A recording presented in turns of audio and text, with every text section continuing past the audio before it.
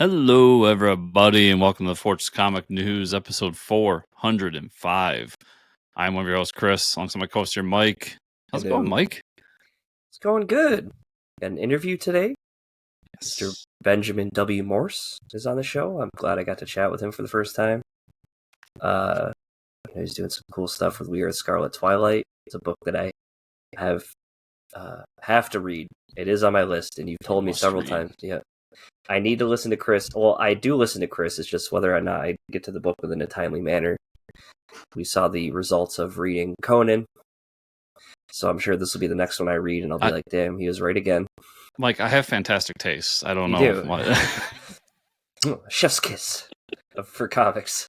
It's almost like you have your own comic show where you talk about your top 5 reads that people should really pay attention to. Something like that, yeah. Something like that, yeah. Not so bad, huh?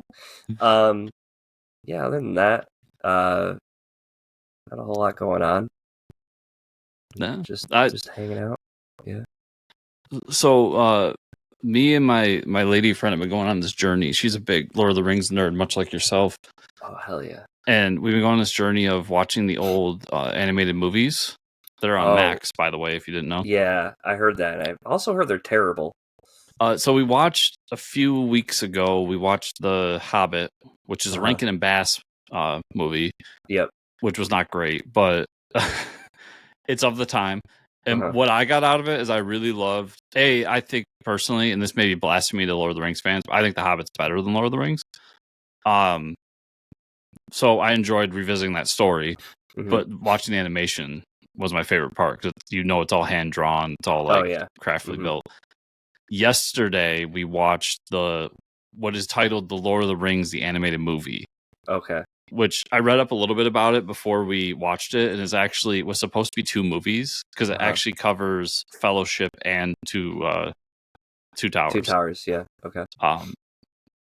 And what's interesting is I want to read more on the production of this, because we then quickly looked at Return of the King, which is the 3rd movie, and they're all different art styles, as if they're done by completely different people. Wow. Yeah, but I'll say the Lord of the Rings one is much better, even though it is of the time. So go into it knowing what the animation is, but it is much better than The Hobbit. And we had a fun time watching it, even if some of the characters look goofy. Dude, Aragorn is 100%. We're looking at him does he look like a Native American to you? And she's like, yeah. I'm like, okay, it's not just me then. I forgot how I think he originally is supposed to be a black character in the books or something like that, because I know when they actually released him, all the art for him for the Lord of the Rings Magic crossover, all the art style and the cards, he's depicted like that. See, I don't know. I'm not. I think it's up for speculation within the series. Yeah, I'm not of that world, so I don't know. I just remember the controversy. I mean, honestly, I could fart tomorrow and there'll be a controversy about it on Twitter. Yeah. But I just remember the controversy of that. He wasn't supposed to be. So I know. It's come on, everybody. But yeah, he's very he's straight out. You could literally take that character model and move it to a Western, and that's the character model they use for the Native Americans. Maybe they just rehashed. Yeah, they're we got one line right. And then Legolas is the whitest motherfucker you ever seen, dude. It's funny, some of those things, the choices they made, but it's much more enjoyable than The Hobbit. They didn't have different shades of white like we do now. It was just it's titanium white. Yeah, that was his face. We're both looking at each other because we've known each other for a very long time, and we have similar friend group, and we're looking at the character, and it's oh man, is that so and so? That's so and so, isn't it? And we pulled up a picture of him. It's oh my god, it looks just like him. It's him. So that's so funny. Yeah, that's been a fun adventure though. I'm gonna have to check those out for sure. Yeah. All right, so we're just gonna jump into the news here.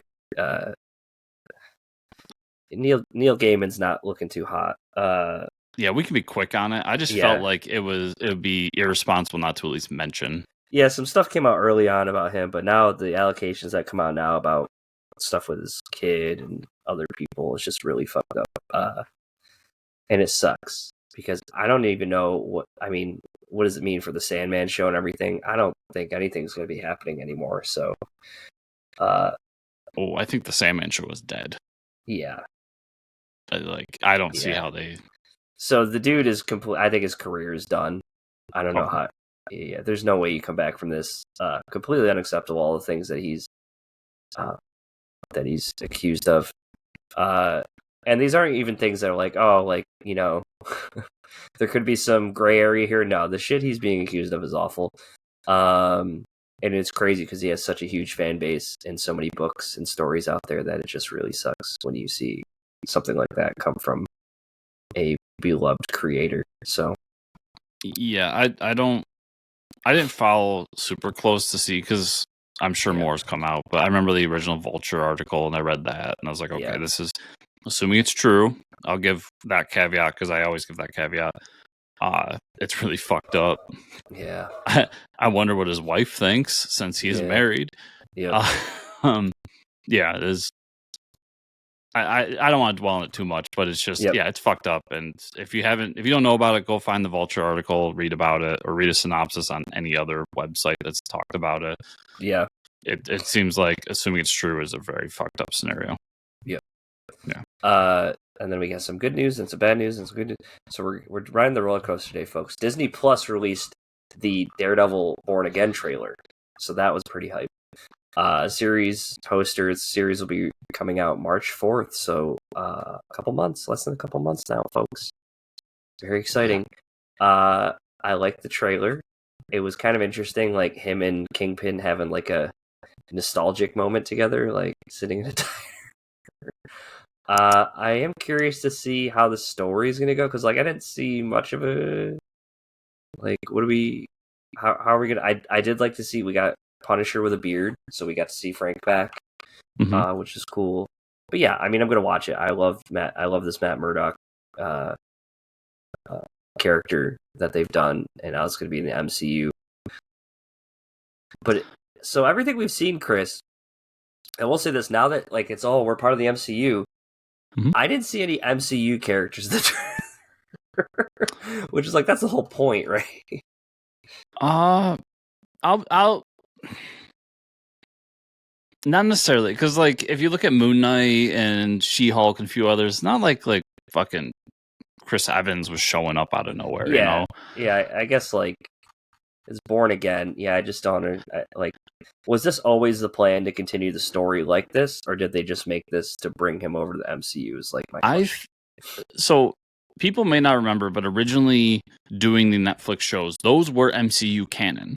Okay. They were not their own that's thing. True. Yeah, that's but right. It was more of, hey, let's do a street level version of the MCU that will culminate in an Avengers-like event with the Defenders. Yeah. So there was speculation of whether this would be canon or not. It obviously seems that it is, and because they're bringing in Frank, there's talks that Jessica Jones could be back this season, maybe next. There's just a lot of things going on, and then obviously all the side characters are there. Yeah, I think the most interesting part of this is they made Kingpin the mayor of New York, which is comic canon at one point as well. Yeah, recently actually. So there's just a lot happening here. We get to see all the characters we want to see. We get to see Frank. We get to see all the different Daredevil costumes in the closet. We get to see the big villain. Like, there's a lot going on here, and I think it all looks great. It's very brutal. It's very R-rated.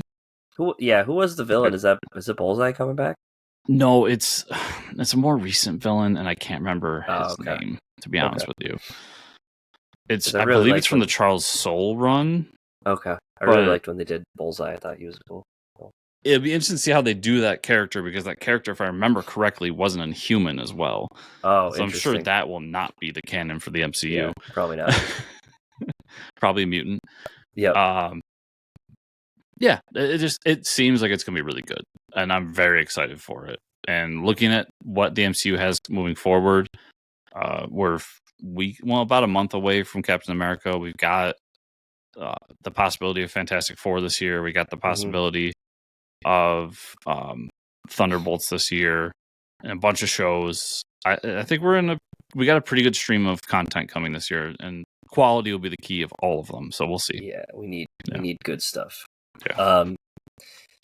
Yeah. So as of when this comes out, I mean, we record this on Sundays, so right now we're in a little bit of a flux part, but due to the whole like banning of TikTok, and then now it's currently back, but Marvel Snap has also gone away. That's the comic-esque side of it.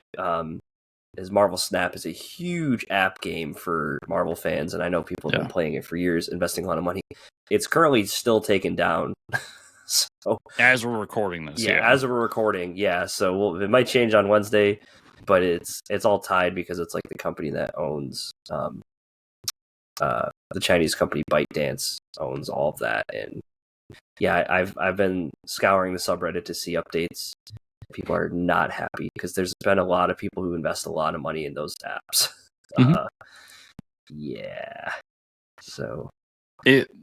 So there's also a question about Marvel Rivals because that's Tencent, I believe. Oh yeah, so that's which is another Chinese company. Yep. It's interesting to me. I feel like this was a huge hit and it has been for a while.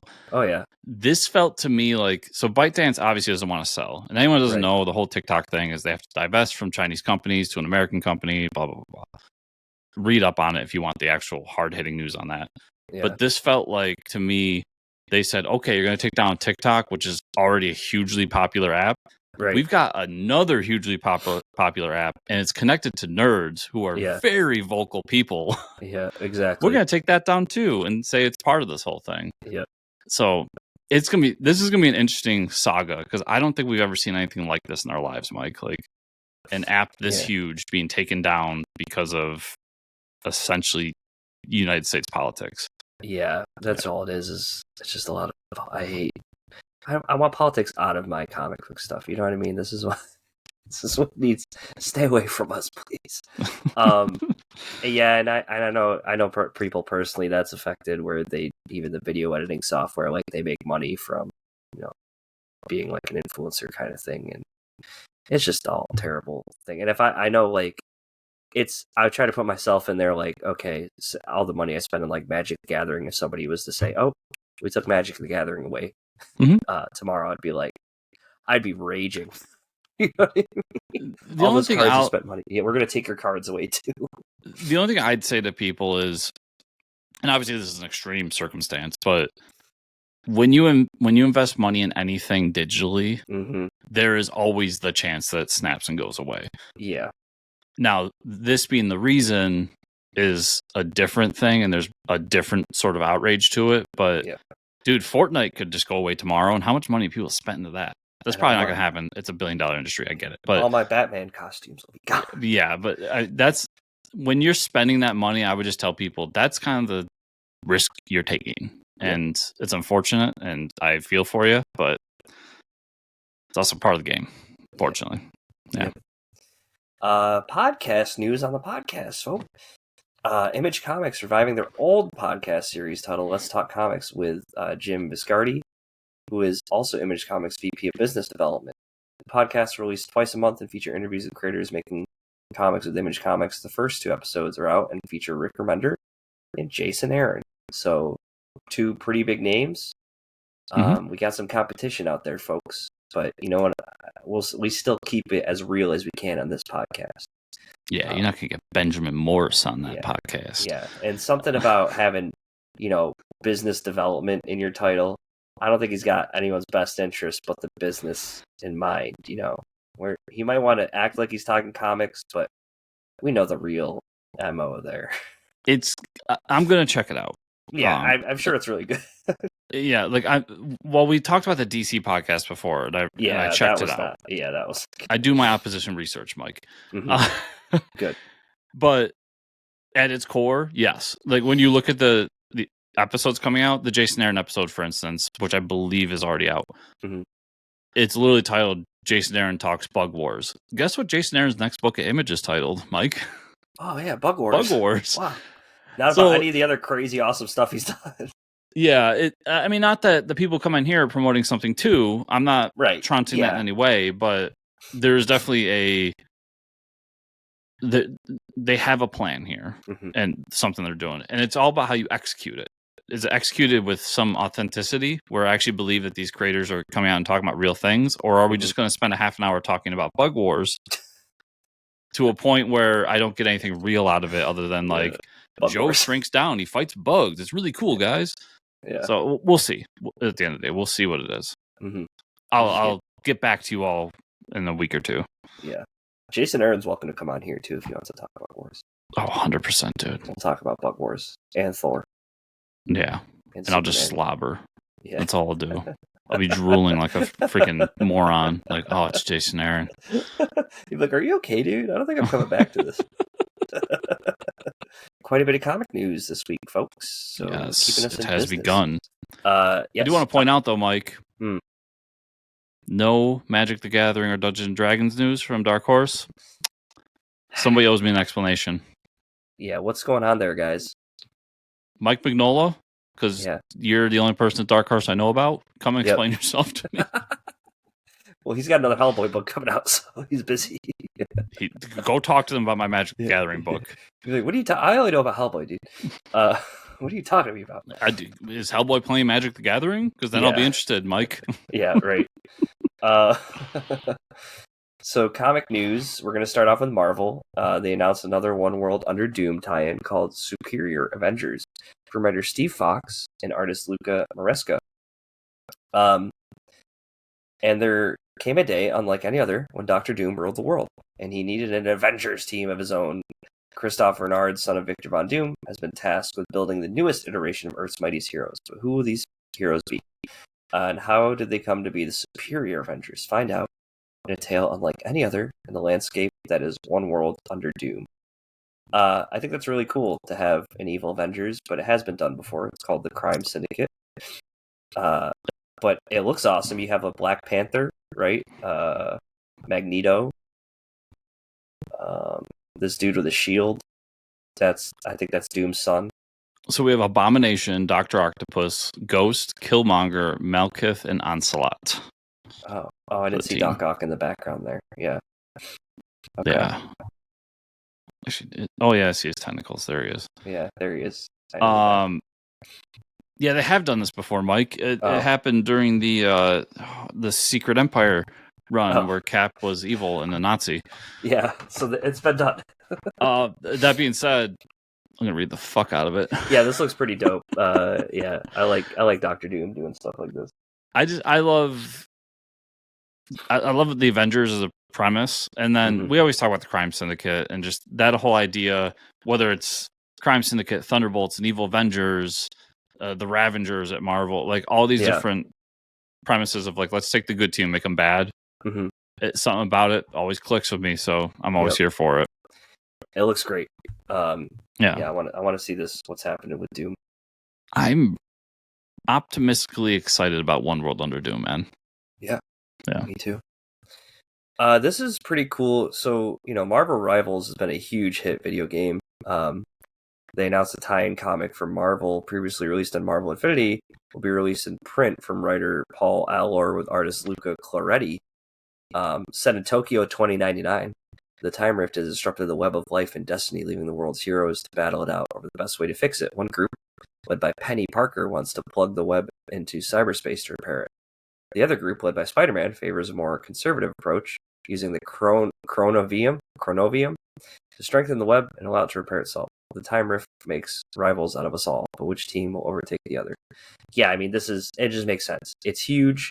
You're bridging the gap between people who love comics, people who love video games, and now you can print some comics.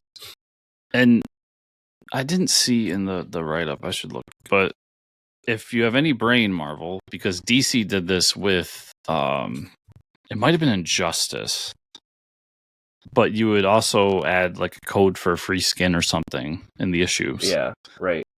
It's an obvious thing. And I remember when it happened, I believe you had to get issue, I forget, but in one of the issues they had a skin, and it became this thing where people were calling comic shops. And I remember our local one, people called left and right being like, do you have this issue? I need this Harley Quinn skin or whatever it was. Yeah. So I'm surprised that's not in there, but it should still be. Right. It's cool to get something in there where people are like, hey, I like this Marvel Rivals thing. And the comic shop can be like, I have this Marvel Rivals comic right here. There you go. Wow. So there you go. And buy it. Synergy, Mike. Synergy. Yep. That's how they do it. It's a business. More Marvel announcements. Marvel announced a new one-shot comic titled Ironheart, Bad Chemistry from writer John Jennings, artist Jethro Moraz, She's already attacked Chicago once and made off with a valuable artifact from the Deuceable Black History Museum. Now the alchemical transformer Chem is back for another bite of Ironheart City, and this time she's not alone. What is Chem's connection to a classic Iron Man villain, and can Riri stop her before all of Chicago burns? It's an action-packed flurry of blows in the Windy City. Yeah, I mean, I feel like if you're in it in Iron Man, and you got to read this book, right? Like Ironheart. Sure, I don't know. It's interesting to me because there's an Ironheart show allegedly coming out. I still see it's on the slate, but I haven't heard much about it, so we'll see. So I'm thinking that's why this book exists. Yeah. At the same time, it's very strange. It's a one shot and not a series. Like in the past, they've done, hey, here's the series, because so maybe they just canceled it. Well, I mean, look at the Captain America book right now. The Sam Wilson Captain America book. Like, we have a book where Cap fights Red Hulk because that movie's coming out. Right, exactly. And for this to like, hey, just a one shot. Or maybe she comes up in the new Captain America movie. Maybe she pops up. Maybe, but I know she's supposed to have a Disney Plus show. Yeah, I just haven't heard much of it. Maybe she just makes a cameo or something. And to be fair, there's like a Wakanda show that's supposed to come out this summer too, and I haven't heard much about that either. So maybe they're trying to get past Daredevil before they start talking about it. But yeah, I just find it interesting. It's a one shot. That aside, Ironheart, I don't even care about Iron Man, so you're not gonna give me. I don't care about the bargain basement Iron Man. So, DC Comics announced a new DC Power one-shot titled DC Power, Rise of the Power Company, from writer Brandon Thomas, artist Charles Stewart III, Anthony Fowler Jr., and Ulysses Areola. As Power grieves over the death of his nephew Daniel due to the actions of Amanda Waller, and his own energy-manipulating powers are growing out of control, he quickly realizes the new iteration of the Power Company may be the only solution to the problem of growing anti-Menda sentiment. And Jefferson Pierce, aka Black Lightning, is the key. In DC Power, Rise of the Power Company, the fallout of Amanda Waller's campaign of disinformation, mistrust of metahumans is seen in compelling lineup stories by an exciting roster of writers and artists. So we have a few lineups here. We got Vixen and Bolt team up to battle anti-metahuman sentiment in a hospital where citizens are getting treated from emerging abilities in Ring of Power, written by Zipporah Smith, with art by Kelsey Ramsey and Francesco Segala. Don't really care about Vixen and Bolt. I'm gonna just say that. Yeah. The next one might be a little more interesting. Cyborg and Green Lantern. Joel Moline face off against Despero and Unfinished Business, written by John Jennings, art by Cannon White, Adigan Ehan, and Andrew Dahlhaus. So you got a couple more popular characters there. And then we have, I'm assuming it's Jon Stewart, because if anyone doesn't know what DC Powers thing is, they're like, it's basically their Black History. It used to be their Black History one shots. Now it seems like it's just their Black characters umbrella. And dynamic duo writer Vita Ayala and artist Ray Anthony Height and Chris Sotomayor deliver a different kind of Batman and Signal team up as Jace Fox and Duke Thomas fight crime, drink ginger beer, and play spades in the mean streets of New York. I probably won't be reading any of these. I mean, these aren't for me, really. I just don't. I mean, man, I really just don't like Duke Thomas or Jace Fox. I just don't like either. I'm in the same boat. Like, Black Lightning's not a character I care that much about. Vixen, Bolt, Cyborg, even, like, he's a side character to me. The only character you would get here that interests me is, assuming it's Jon Stewart, Green Lantern Jon Stewart. But it seems like this book is set up to be, I mean, it's a one shot. Right. That it's going to be a bunch of different writers doing little mini stories about these characters. A lot of people I've never heard of, so it's like they're getting their shot, really, at doing a DC book, which is great. If that's how they're using it, try out some new talent and stuff. And I know it's headed by Brandon Thomas, who was a DC writer for a while. So but just no characters here for me that are gonna suck me in. And as I've kind of said in the past, like, it's gonna be hard to get on my pull list these days because it's gotten so big that add a new book is tough. I didn't even know that Black Adam kid was still around, and he calls himself Bolt. I didn't even know that was a thing.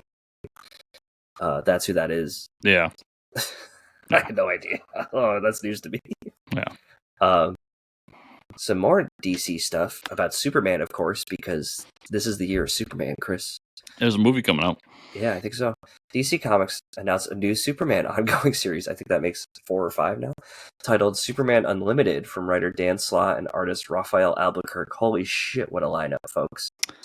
I got a lot to say about this one. Yeah, so. Okay. To kick off DC's Unlimited series in May, a massive extinction-level Kryptonite asteroid showers Superman's greatest weakness down upon Earth, creating an arms race for the most valuable resource on the planet, Green K.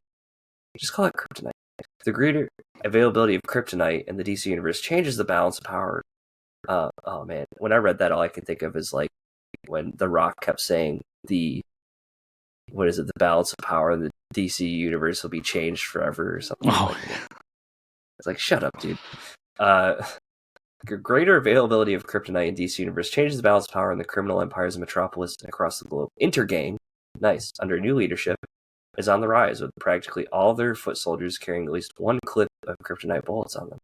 The asteroid left massive Kryptonite deposits to be mined, and it houses unlimited horrors yet to be unpacked. To survive, Superman will need to forge new alliances, new tech, new tactics if he hopes to carry on his quest for truth, justice, and a better tomorrow. And then we have another follow-up here. Superman Unlimited won't just provide Superman's nemesis with near unlimited Kryptonite. The Daily Planet gets an upgrade. A merger with a new incarnation of Morgan Edge's Galaxy Communications expands the Daily Planet into a multimedia news platform with a cable news channel, website, strong social media presence, and yes, Lois Lane is still the editor-in-chief. Daily Planet regulars Jimmy Olsen, Ron Trout, Cat Grant, Steve Lombard will staff satellite branches across the DC universe, creating a global network behind it all. It's tech savvy of a new IT specialist from Gorilla City, King Solvar's granddaughter, Tina. That's just a weird follow-up, I guess, there. But yeah, I mean, and it helps that the picture is him, and well, there's a picture of him in Crypto on the cover, right? So what do you think about this, Chris? First, Steve Lombard, you notice how they had to point him out? Yeah. And Steve Lombard's in the movie, so yes, that's true. A no-name character who is all of a sudden a big deal in the comic.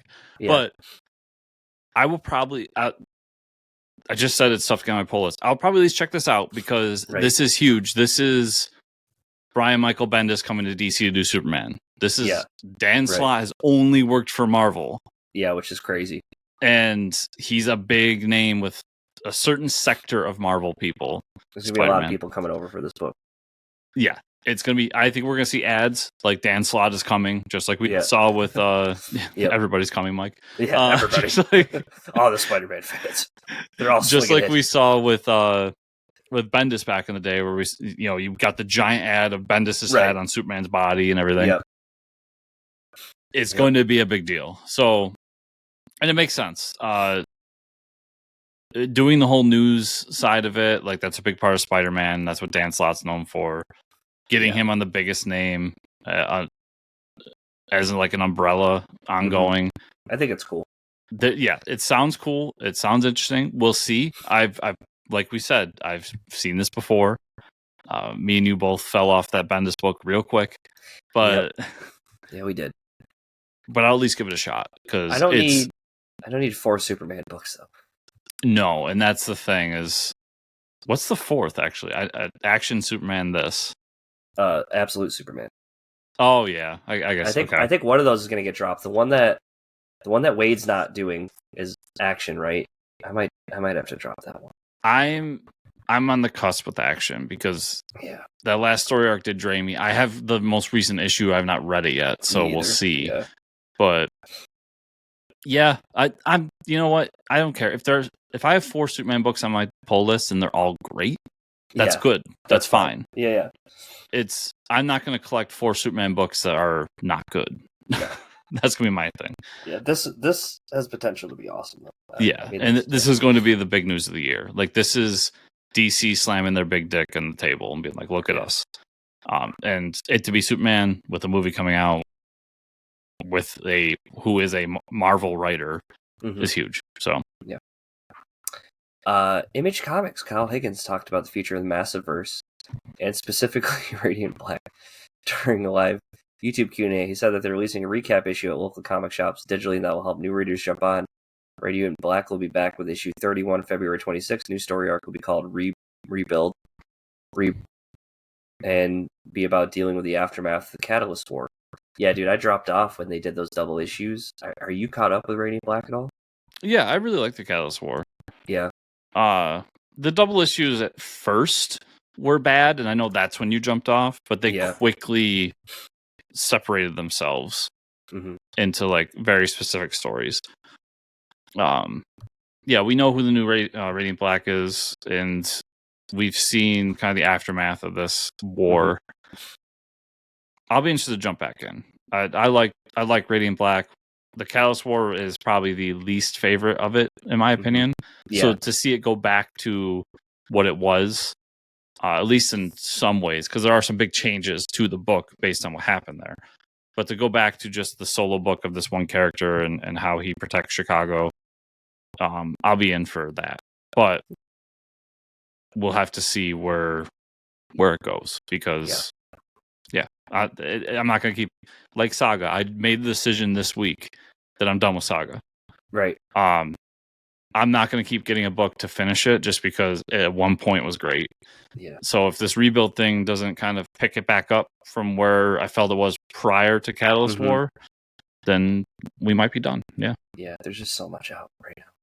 Yeah. I can't. I had to look in the mirror, Mike, and be like, you can't just keep collecting the book just because a part of it was really great. Yeah.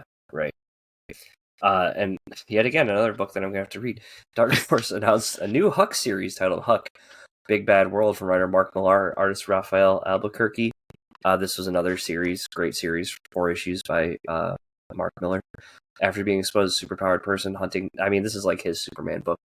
The doctor who gave him and his mother their powers, it would seem that Huck could finally get back to a simple life where he'd come to love making folks in small town feel safe and cared for by doing one good deed a day, and real change anyone would want to see in the world. But then a mysterious man tells him he and his mother aren't the only super people out in the world. Many are hiding just like them. Yeah, we'll see. Huck is a cool character. He's a Superman, but he's a gentle giant, wants to just help people. He wants to do the simple things every day. He doesn't want to be out there battling Brainiac and all this shit and all the repercussions that come with that. I really enjoyed that first series, so I'll be reading this. I never read it, so I really have nothing to add. My only experience with Huck was from that big crossover that Miller did. Right, and they nuke him. Yeah. Dark Horse has partnered with Ubisoft Entertainment for a new Assassin's Creed comic titled Assassin's Creed Mirage, A Sword of Eagles, from writer Michael Avon Oeming. Oh, cool. And artist Mirko Kolek. Years before the events of Assassin's Creed Mirage, a young Fulad must return to his homeland to investigate political unrest that could point to a secret order of ancients stronghold. But in order to discover that, what's behind the chaos and violence in Adulis, Fulad and Roshan will have to confront a more immediate danger. That's pretty cool. There's a huge Assassin's Creed fan base, right? So. Yeah, I'm not one of them, but no, me either. Neither of us are into it. So. From the first game, I was like, I don't see what the big deal is here. Yeah, but I played the first one. I will say, interesting writer Michael Avon Oeming is pretty huge. Yeah, former guest of the show, folks. Yeah, and just I don't think he's written anything before. I could be wrong about that, but oh yeah, maybe once or twice. I think he did something. Writer. Let's see. Former artist and creator of Powers. People didn't know that. That's the Bendis Oeming book. Yeah, because I know that's the book that got me into his work. Yeah, he's done a lot of writing actually. Okay. Yeah, he did some Thor that he co-wrote. Cool. Nice. A lot of mythology stuff. So yeah, he's got experience writing. So this is Assassin's Creed mythology. It's right up his alley, right? Yeah. So yeah, a book called God Complex. He did some Red Sonja. Yeah, so he's done some stuff. Cool. Okay. Yeah, good for him. It's a pretty big property to be writing on. Yeah. Pretty big fan base. Mad Cave Studios announced a new series titled Pastime from writer Joe Harris and artist Russell Mark Olson. Henry Hayes could have been the best baseball player anybody ever saw, if only his dark affliction didn't prevent him from playing in the daylight. What the hell? But when the barnstorming circuit introduces a new novelty to the game, night baseball, under the bright lights, will his dreams of playing pro ball finally be realized, or will his bloody past catch up with him before he gets the chance? From the Midwest fields of the 1920s to the big city lights of today, Pastime as a small-town thriller on a national scale. This is amazing. Baseball, which I love, and vampires, which Chris loves. And the art for this book, these fucking covers, this sounds awesome. I cannot wait to read this. I'm so stoked for this book because I like. That's amazing. I mean, I love baseball too, not on your level, but like, I really like that old school baseball look. Yeah, there's something about it that's very appealing to me. Yeah. So to do that with vampires, like this is almost a dream book right here. Oh yeah, yeah. So this is crazy, dude. Mad Cave. That's a great idea, dude. Fucking swinging for it, man. Literally swinging for the fences. I'll be so excited to check out this book. Swinging for the fences at night. Yeah, it's awesome. Oh yeah, that's really. I can't. That's like something I never knew I wanted, and Mad Cave's really good at that. So I don't know if you can do this. I would assume you could because he's a public figure. But if this baseball vampire doesn't kill Babe Ruth at some point, like what are we doing here? Yeah, what are we doing? What are we doing? Yeah, we got to see some of the greats in this book. Mad Cave announced a new series titled Buried Long, Long Ago from writer Anthony Cleveland, artist Alex Cormack, cool, based on true events from 1901 to 1908. Belle Gunness lured dozens of lonely men to her Indiana farm and savagely murdered them for their money. Because Belle managed to avoid capture and face trial, much of the story remains untold until now. This is a fairy tale retelling of her brutal crimes from the perspective of her three young children, who soon discover there's something far worse, far more evil than their mother on the farm, something buried long, long ago. I think it's interesting, like, have a fantastical approach to this story. I've never known about the story. I messed up. But, I mean, that type of stuff was very prevalent back in those days, so. Much easier to get away with murder back then. When there's no cell phones and security cameras everywhere. This sounds pretty cool. Yeah, this sounds very interesting. And Alex Cormack, some may remember The Devil Who Wore My Face. Yep. This art's for that, so you know the art's gonna be fantastic. Really good. It looks really cool, and his art's perfect for it because in that book he's doing a period piece set in a similar time. Mm-hmm. I mean, I say similar; they're hundreds of years apart, but really the aesthetic is going to be very similar. Yeah. So I think this would be really cool, and I like the idea of this, old timey rich woman she may not be rich. It looks like it from the images. Yeah, it but does. like it looks like she is. Yeah. She's got that like gown on and the cover and everything. Like that aesthetic of a serial murderer. It sounds dope. I can't lie. That's awesome. Yeah. And then we got something from Oni Press. Oni Press announced a new next comic from the Nisselverse series will be The Great Garlu, #0, from writer Leon Razor and artist AJ Jothik Kumar. Since the events of Nisselverse #0, the orphan alien Garlu has crossed the cosmos, gearing up with Roboforce racing alongside the biker mice from Mars. Shameless plugs. Witnessing the power of the sectars of Symbion and some more heroes along the way. Now, in his newly adopted home, Earth, he's found his true purpose and made peace with the destiny as the last remaining survivor of his doomed planet, Lorelon, or so he thought. When faced with an epic choice between a mundane existence and accepting a new kind of cosmic challenge, the Garlu discovers what it takes to not just be good, but great. Featuring the first ever solo adventure of the Great Garlu, the iconic toy monster who first slammed the American imagination in 1961, led the birth of Nisselverse in 2024. Nisselverse, the Great Garlu #0, as the next milestone moment for the aspiring alien hero to soon be featured across the Nissel Company upcoming slate of animated series, begin with the debut of Roboforce in 2025. Yeah, honestly, I forgot this whole Nisselverse was still a thing. But I'm guessing if they're still going forward with it, it's got to be a hit. I think there's too much money spent in it to not go forward. To stop it, to slow the speed ahead. Yeah, like you're not going to stop it before any of the shows come out that like millions of dollars have been poured into. Yeah, right. I'll probably watch Roboforce though. I mean, I'll be there to check it out, but these comics so far have felt like cash grabs for a bunch of series that don't need cash grabs. They need reinvention. Yeah. So that's been I didn't read Sectars yet. That was the one I was kind of like, this could be really cool. I remember Biker Mice from Mars when I was a kid, so I was really interested in it, and it does not live up to what I remember. But yeah, I think this is a maybe, but I think I'm out because the Nisselverse stuff I've read just hasn't been great. And yeah, that's really where I stand. And I have no connection to Great Garlu. I didn't even know he was a character until this Nisselverse thing started. I didn't know this was a thing. This is some crazy news to come this week because, I mean, we all know the distribution's been a fucking shit show since a while now. At least 4 years. COVID really is what started it. Yeah. So Diamond Comic Distributors, which was the big distributor for most comics up until the recent split, really, has fired for Chapter 11, bankruptcy. I declare bankruptcy! That's not how it works, Chris. You can't just declare. So as part of the restructuring process, Diamond has received a $39 million stalking horse bid from an affiliate of Universal Distribution for Alliance Game Distributors. So they've received. Yeah, I mean, I'm sure comics will still be going to stores, but there needs to be some restructuring, redistribution going on. It's not working. It hasn't been working for a while. And I think splitting up things, giving up specific publishers and all that shit, it really did not help. So I was just like,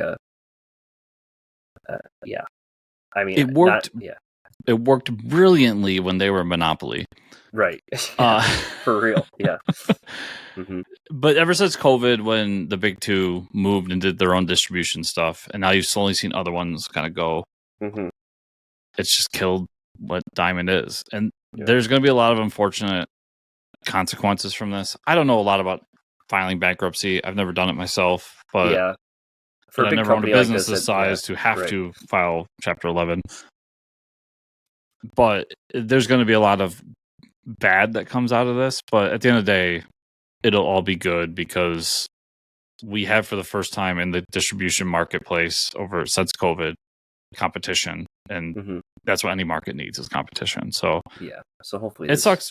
People lost their jobs already. I mean, somewhere near us, there was a big Diamond warehouse that got shut down earlier in the year. And I'm sure you're going to see more. There's going to be sell-offs. They're going to restructure shit. Yep. The ones I feel bad for, and some of them I don't feel as bad for, but are the smaller publishers who are not at Lunar or Penguin House. They're at Diamond. And now what are they going to do? Yeah, where are they going to go? Yeah. And some of them have been begging for death for years now. I won't name names. But there's others that were on their way up that didn't make a change early enough, and now we're going to have to suffer the consequences. Unfortunately. Yeah, we'll see. That's going to shake things up again. So it's going to be interesting over the next year to see what happens in the comics industry based on this. Definitely a weird way to start the year. Diamond filing bankruptcy. Yeah, that's not a good look. But they did say they're still planning on doing Free Comic Book Day. So at least for this year, we will still get Free Comic Book Day. Nice. Wow. At least that. Yeah. At least that. We can look forward to that. All right. What did we read this week? I caught up on a lot of books, and then I read some other stuff. Stuff I didn't get to. I didn't get to The New Gods #2. I didn't get to Jupiter's Legacy finale #3. Absolute Superman #3. I thought was a good issue. Like you said, we get the origin story, but the more interesting thing is, Superman's mom is alive in a nursing home somewhere in Kansas and doesn't know who she is, which is a really interesting part of the story. Geiger #10. Junkyard Joe shows up to Geiger and helps him, but he's sick. Geiger's sick. He's being poisoned by his own powers. We end up in Lewiston with some crazy looking lady that runs it, some new character that runs the town. That'll be interesting. So, Junkyard Joe and Geiger have a history, but now Junkyard Joe it seems that he's grown as a robot over time, and he's not the murder machine that he once was. Seems that he cares now. So, we're introduced to a new villainess. Yeah, villainess. So she looks pretty interesting. Can't wait to see what happens there. I couldn't remember if you talked about this last week or not, so I didn't bring it down with me. But I really like this issue. Yeah, and just getting Gary Frank back on our chores, man. I know. That's all that matters. Yeah. Nemesis Rogues Gallery number 5. So this is the wrap up. He basically gets back at all the rich people on the secret island. He kills his sidekick in the end, very Penguin-esque of him. The one that he was like nurturing. Now he wants to take over. There's going to be another new Nemesis series called Nemesis Takes Over the World or something like that. I mean, this is a fun book. Mark Miller's just writing crazy shit. He's not a good dude. Like, he's made that clear. He's not a good dude. He's hurting people that are probably, there's some moral compass there of like, these people suck too, but also this guy's mass murderer. Now he wants to take over the world, so I'm sure that'll be a very interesting series. But this stuff's been going on for a while. It's a really fucked up version of Punisher, if I had to describe it like that. I'm way behind on that book. Oh, okay. Batman Dark Patterns number 2. You talked about this. Mm-hmm. Interesting that Wound Man, this new villain, was made by Ace Chemicals and might have something that ties to the city that's like a bigger arching plot there. I think that's interesting that they might have made more villains that we don't know about. So Ultraman Avengers 3 caught up on more kaijus and Avengers fun book. That's all I say. That's all I'm in for. Saga 71, man, it was okay. That big reveal, like you said, had no weight to it. I'm glad there's a break because I probably don't want to read this book for a long time. Lucky Devils number 1 I checked out. Mm-hmm. Obviously love Ryan Braun's art. I thought it was a great first issue and some really cool, good characters that they're building there. I thought that was a lot of fun. Yeah, I love that first issue. And then I think this is stuff that came out this week. Challengers of the Unknown number 2. Fuck yeah. This one focused on a robot created by the Challengers. It's obsessed with death, which is kind of an interesting take. It's like, because it's obsessed with death, it's looking for dark side, so there's some ties there. All of these anomalies are connected somehow and related to the Challengers. All I can say is, like, there hasn't been a big reveal of like where this is all going. I just really hope. What are you gonna say? Go ahead. I was gonna say I just don't want it to get dragged out, from issue to issue. So I've been waiting for them to make the connection with the Challengers to Darkseid. Darkseid being kind of the avatar of death in the DC universe. I feel like this was the big reveal, that there is something going on with death. Okay. I mean, it's kind of the big reveal to the big reveal. Like, I was very interested because, being a fan of the Challengers, this was more Challengers-esque. And also throwing some Aquaman. That's a fucking Chris book. Yeah, right. Having Batman and Aquaman there helps. Yeah, there's an idea that the Omega Force, or whatever they called it, is connected to the Challengers in some way because they're so connected to the idea of death. Mm-hmm. And obviously, I keep wanting to see Mr. T, and it's not Mr. T. No. Yeah, I don't. Oh, Mr. Terrific. Mr. Terrific. Yeah, technically Mr. T. Yeah, my brain's fucked up today. Mr. Terrific obviously has something going on because he keeps putting them in these cages after the missions and being like, you need to quarantine. Yeah, he's not telling them anything. So there's something going on. There's mistrust between them and the League. Mm-hmm. And then there was that really fun moment of the main woman in this book telling Batman he looks good in purple, and he'd been like, well, Batgirl pulled it off, why can't I? Yeah, right, that was funny. So I really love this issue, personally. Yeah, I'm still reading it. I think the ties of Darkseid make it a lot more interesting, for sure. Yeah, and they were very key to say it takes place before Aquaman number 1. Yeah. And I think this is going to connect to what's happening in Aquaman. Yeah, because he got sucked in with the Omega Gate, question along the Watchtower number 3. I thought it was a good issue.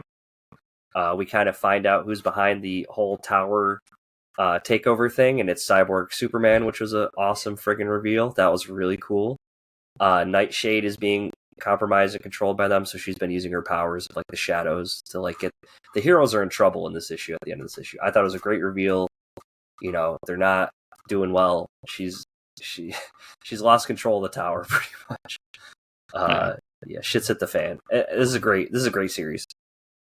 Yeah, you hit pretty much everything. I mean, there was a little moment with her and Batwoman that kind of I don't know. It doesn't hold any weight to me because I'm not a Batwoman fan. Yeah.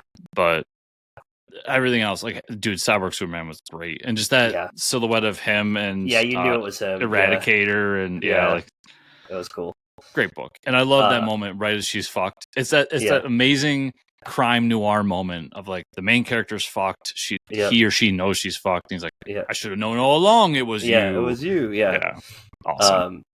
It was cool how they did this bait and switch of like, oh, you thought it was the Eradicator in the suit talking, but it ended up being another Superman suit. And then I read Green Lantern Fractured Spectrum, which is kind of like a catch-up for all the Green Lantern series, #1. I thought it was a good initial issue. It carries over into 2 other Lantern books, so I will not be keeping up with it. This is how they get me, Chris. Like, I read this book, and then they're like, by the way, go read all these other... I'm like, guys, stop this. Basically, the power batteries have been destroyed. There's a new Lantern, the Sorrow Lantern, which is kind of interesting, but he's trying to go around and build all these new Green Lantern books, or not books, batteries, different power batteries for each, whatever.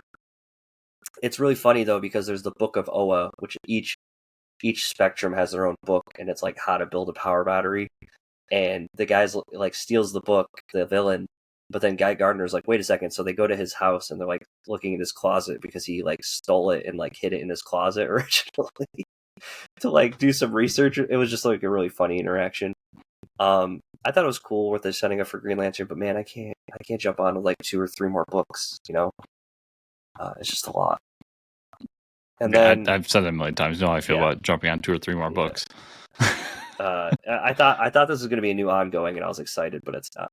I thought it was going to set up a new Hal Jordan ongoing or a Green Lantern Corps ongoing, but apparently not. It does both. Well, it goes into 2 separate. Those are the 2 separate books: Green Lantern Corps and Green Lantern. World's Finest 35. I thought it was a great issue. Takes place with Aquaman dealing with like this Atlanteans wanting a cure. Or no, not a cure. I'm sorry. They host a coup because they're like, oh, you know, you're still dealing with land dwellers and you should be focused on Atlanteans. While another kingdom is attacking, they want to attack because they're dealing with some sort of virus. They think it's from the Atlanteans. They're like zombies underwater. So Chris is this is like his book. And then the Floronic Man shows up in Atlantis to attack. Gets everybody really high. Yeah. So I thought that was a great issue. All the World's Finest stuff's taking place out of continuity because we know like none of these heroes are around right now. But I still think it was a great. I mean, this series has been absolutely fantastic. Been a lot of fun, and that's another one I catch up on. All I got to this week. So you didn't get to Space Ghost #9? No, it's on the list. Spoiler alert: Space Ghost ain't dead. No, of course. Yeah. So this is him, the big battle with his big nemesis, and like him having to make the big superhero decision of you know the man who killed my family and destroyed my planet, and he has him in his grasp, and what does he do? It was a great issue. It's very classic superhero-y stuff. Yep. So I'm not gonna say it's breaking any grounds, but it was a needed issue to move forward with Space Ghost, and the art is always as phenomenal. Awesome. It's still one of my favorite books I'm reading. Batman Robin Year 1, number 4. Now, if people remember when I talked about issue 3, I completely forgot I was in it because I read it too early in the week. So issue 3 was dealing with Bruce having to go through social services for Dick. Okay. And the fact that he now has to have somebody from the government come to the house on random spot checks. Yeah. And then this issue is him dealing with those spot checks, while at the same time the mob is growing and him and Batman and Robin are out there trying to figure it all out. We get kind of insight about who this new mob boss is and what he's all about. And he's basically making moves and is trying to take out Two-Face for being Two-Face because he's the one that told Batman who he is and what's going on. And then there's 2 big climactic endings because we really get 2 stories: what's happening with Bruce and Dick, and what's happening with Batman and Robin in this. And at the end, Batman finds the mob boss and gives him a warning of like, get out of Gotham or else. And obviously, it all goes wrong. He has to fight his way out. So there's going to be some big battle between the mob and Batman. And then the Robin or the kind of the non-superhero part of it, is that we find out this is taking place near the end of summer. So now Dick, for the first time in his life, has to go to school. So the big reveal for him is like it's the first day of school. Wow. It's a really cool, fun book. A lot of good action, amazing art with Chris Samney, and Nice. Mark Waid's just writing a cool story here. So I'm enjoying it. Awesome. Ultimate Wolverine, #1. Nice. There's not much to say other than, I mean, the art's awesome, but this issue was them a necessary point to move forward, because all they did was tell the origin, which is they mixed a little bit. They sprinkled some Winter Soldier in, they sprinkled some Wolverine in, and made a comic book. So basically, the Russian part of this world is run by the mutants. Okay. And they find Logan in this forest during a battle, and he's animalistic. And they realize that they can mold him to be their Winter Soldier. Nice. And at this point, he doesn't have the adamantium yet. So as they're brainwashing him like they did Bucky in the main Marvel universe, they're also doing the Weapon X program where they're giving him the adamantium skeleton. Okay. And then that's told in kind of flashbacks. The current story is Winter Soldier sent on a mission. He has to kill somebody. And just to make you hate him, he kills Nightcrawler. So everybody's favorite X-Men. Yeah. So it was a good issue. It was a necessary issue. I'll be interested to see where they take it, because there's obviously something going on in Logan's head where you can see something clicking, much like it did with Bucky when you read the Winter Soldier series and the Marvel Universe, that he's not fully brainwashed. Yeah. And then my last book, Mike, is What If Galactus Transformed? Oh yeah, Moon Knight. I saw that. I'm like, Chris is gonna talk about this. This is awesome. So Galactus is fighting Khonshu because Galactus thinks that Khonshu should be the next Herald of Galactus, because that's how arrogant Galactus is. That's how it works. And he ends up killing Khonshu, and because Khonshu refuses to do it because he's a god. In his last breaths, Khonshu brings Moon Knight to him, and Moon Knight misinterprets the call to become the next Herald. So that's how he becomes the Herald of Galactus. But he completely fails his mission because he's batshit insane, and the different personalities take over. And while that's all happening, all the previous heralds come. So Silver Surfer and all these other ones, like very obscure ones, come, and they tell him, "Hey, you should help us take out Galactus." There's a fight because anytime two superheroes meet for the first time, there has to be a fight. And then eventually they come back to Earth. And they realize that they have to, in order to save Earth, they have to defeat Galactus. And there's a big battle. It's a cool one-shot story. It's not going to blow anyone's socks away, but I always just love What If stories, man. They're just a blast. That's awesome. And to get one with Moon Knight, it's so rare that they do a Moon Knight What If, so it was a good time. It's right up your alley. Yeah. And a couple older ones I caught up with. I finished Autumn Kingdom with Autumn Kingdom issue 4. It was an okay ending. Obviously, Colin has a bigger story he wants to tell here, and I believe the publisher is Oni Press. I could be wrong about that, but obviously the publisher wanted to split the book into multiple chapters to get new number ones out and all that. So it ends in a strange way, but they make it very obvious that they're going to do more by saying Autumn Kingdom will be back on the last page. So wouldn't really recommend it, but I will probably check out the next series. Cool. And then I read TMNT number 5, which is the one that Derek Robertson drew. The art form? Nice. And you can see everything come together. Like why the Turtles were all attacked by the Foot Clan separately, what's going on in New York City. This is the issue that kind of breaks the glass and says, here's why everything's happening right now. So I thought it was a good issue.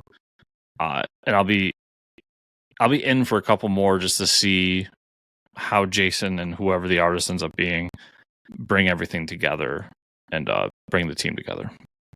Nice. Mike, that was everything I read this week. So where can people find you on the internet? You can find me at Fortress Ricker on Twitter/X. Where can they find you and or the show? You can find me on X at Fortress Chris, and pretty much any other social media network you can think of at Fortress Chris.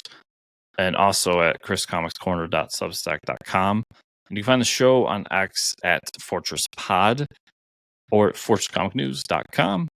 And if you want to support the show, there is the YouTube. You can like the videos, comment down below what you think or whatever you want to talk about with down there. Subscribe to the channel. And if you're a podcast listener, not only following the podcast and making sure you're getting every episode that comes out, but 5-star reviews are crucial. So make sure to do that. And if you're on Spotify, there's also a comment and like section. I found that out a few months ago and I haven't been doing much with it. But yeah, do that too. And then patreon.com/Fortress Comics. So thank you all so much for watching and or listening this week. And I'll see y'all here next week.